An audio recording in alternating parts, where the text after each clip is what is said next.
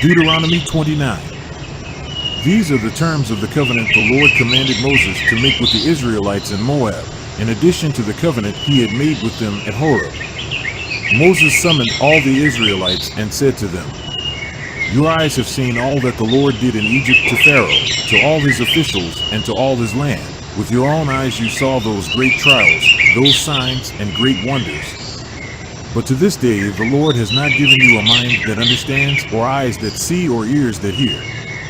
Yet the Lord says, during the 40 years that I led you through the wilderness, your clothes did not wear out, nor did the sandals on your feet.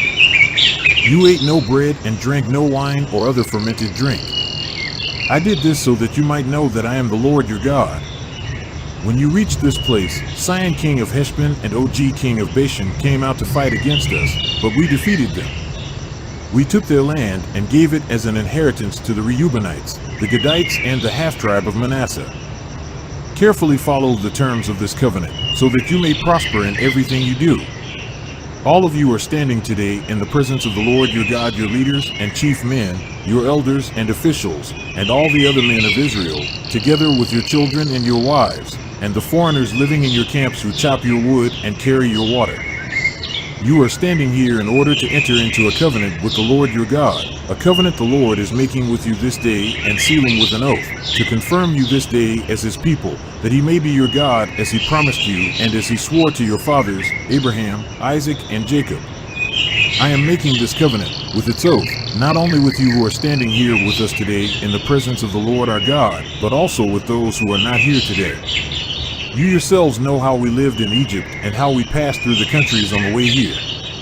You saw among them their detestable images and idols of wood and stone, of silver and gold.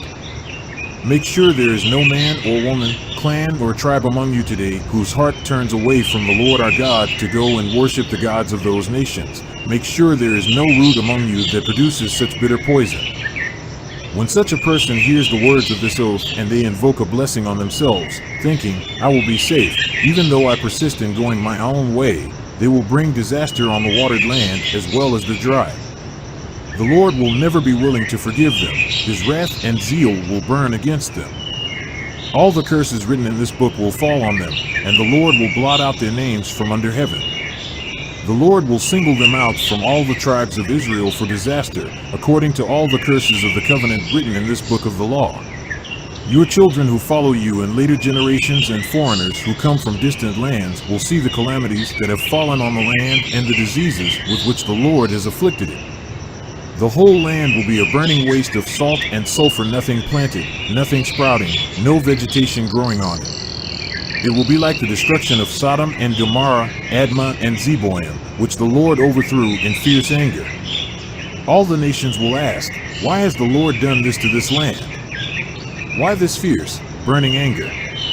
And the answer will be, it is because this people abandoned the covenant of the Lord, the God of their ancestors, the covenant he made with them when he brought them out of Egypt. They went off and worshipped other gods and bowed down to them, gods they did not know, gods he had not given them. Therefore the Lord's anger burned against this land, so that he brought on it all the curses written in this book. In furious anger and in great wrath the Lord uprooted them from their land and thrust them into another land, as it is now. The secret things belong to the Lord our God, but the things revealed belong to us and to our children forever, that we may follow all the words of this law.